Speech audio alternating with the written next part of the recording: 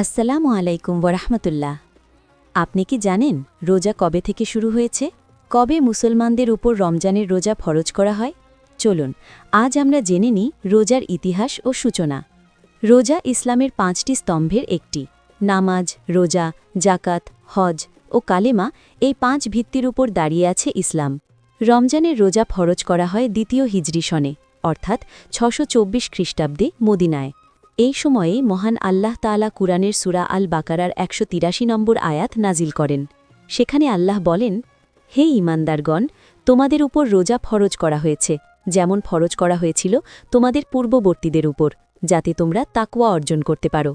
মুহাম্মদ সাল্লাল্লাহু আলাইহি ওয়াসাল্লাম মদিনায় হিজরতের পর প্রথম রমজানের রোজা পালন করেন। তিনি সাহাবীদের সেহরি খাওয়ার গুরুত্ব শিখিয়েছেন। তিনি বলেছেন, সেহরিতে বরকত রয়েছে। তিনি সময় মতো ইফতার করতে উৎসাহ দিতেন এবং খেজুর ও পানি দিয়ে ইফতার করতেন।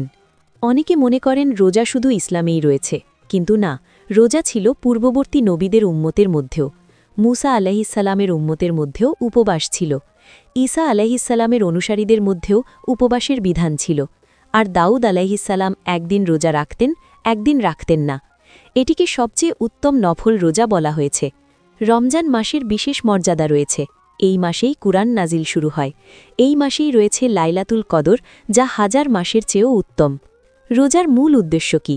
রোজা আমাদের শেখায় ধৈর্য, সংযম, আত্মনিয়ন্ত্রণ এবং তাকওয়া। রোজা শুধু ক্ষুধার নাম নয়, এটি আত্মাকে পরিশুদ্ধ করার একটি মহান ইবাদত। প্রিয় দর্শক, রমজান শুধু একটি মাস নয়, এটি পরিবর্তনের সুযোগ।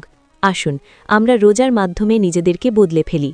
ভিডিওটি ভালো লাগলেই লাইক দিন, শেয়ার করুন এবং ইসলামিক ইতিহাস জানতে সাবস্ক্রাইব করতে ভুলবেন না।